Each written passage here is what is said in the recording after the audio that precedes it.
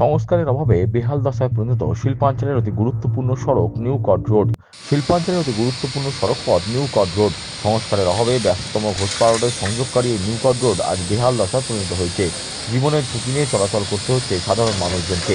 অভিযোগ, কাকিনাড়া ব্রিজের মুখ থেকে গোলঘর পর্যন্ত নিউ কট রোডের অবস্থা অত্যন্ত করুণ। রাস্তার মাঝে গজিয়ে ওঠা ছোট বড় গর্ত মরণ ফাঁদ হয়ে উঠেছে। মাঝে মধ্যেই দুর্ঘটনার শিকার হচ্ছেন বাইক কিংবা সাইকেল আরোহীরা। অথচ রাস্তা সংস্কারে পুরসভার কোনো হেলদোল নেই বলে অভিযোগ উঠেছে। সুন্দিয়া পাঁচমাথা মোড়ের দোকানদার অলোক ঘটক বলেন, পাঁচমাথা মোড়েই সুন্দিয়া উচ্চ বিদ্যালয়, অথচ রাস্তার সবচেয়ে খারাপ অবস্থা এই পাঁচমাথা মোড়ই। ও তার অভিযোগ, 2-3 বছর ধরে রাস্তা চলাচলের অযোগ্য হয়ে উঠেছে। সাইকেল কিংবা বাইক আরোহীরা জীবনের ঝুঁকি নিয়েই চলাচল করছেন।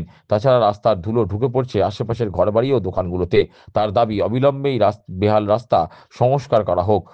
নিকট রোডের কি অবস্থা? নিউকটে তো আশেপাশে আমরা আশেপাশে মানুষরা থাকতেই পারি না। কেন? লরি ফরি যায়, গাড়ি টাড়ি যায়, ধোঁয়ায় ধোঁয়ায় হয়ে যায়, ধুলো ওড়ে। আজ বিগত 2-3 বছর ধরে রাস্তাটার এই একই অবস্থা। সাইকেল চালানো যায় না, গাড়ি চালানো আছে, মোড় মাথায় অ্যাক্সিডেন্ট হয়। এটা 5 মাথার মোড়, যে কোনো মুহূর্তে অ্যাক্সিডেন্ট হয়ে কি যায়। চাইছেন? রাস্তা ঠিক হোক, রাস্তা সবসময় যেন ঠিক থাকে। আমাদের আর চাওয়া কি আছে? আমাদের হচ্ছে রাস্তাটা যেন ঠিক থাকে, আমরা যাতে মানুষজন ঠিকঠাক চলাফেরা করতে পারি। আপনার নাম? আমার নাম অলোক ঘটক। অপরদিকে এই বেহাল রাস্তা নিয়ে প্রাক্তন সাংসদ অর্জুন সিং এর কটাক্ষ, শুধু নিউকট রোডের বেহাল দশা নয়, এখন গোটা বাংলার বেহাল দশা। মমতা ব্যানার্জি বাংলাকে জিহাদিদের হাতে তুলে দিয়েছেন। তার দাবি, 30% ভোট নিয়ে মমতা ব্যানার্জি ক্ষমতায় টিকে থাকতে চাইছেন, কিন্তু 2026 সালে মমতা ব্যানার্জি বাংলা থেকে বিদায় নেবেন। যদিও ভাটপাড়ার উপপুরপ্রধান দেবজ্যোতি ঘোষের আশ্বাস, শিল্পাঞ্চলের এই গুরুত্বপূর্ণ সড়ক নিউকট রোড অবিলম্বে সংস্কার করা হবে।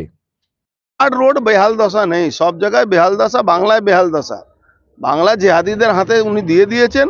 উনি ভাবছেন 30% ভোট নিয়ে ক্ষমতায় থাকবেন, মূর্খের স্বর্গে বাস করেন। 2026-এ মমতা ব্যানার্জি থাকবেন না।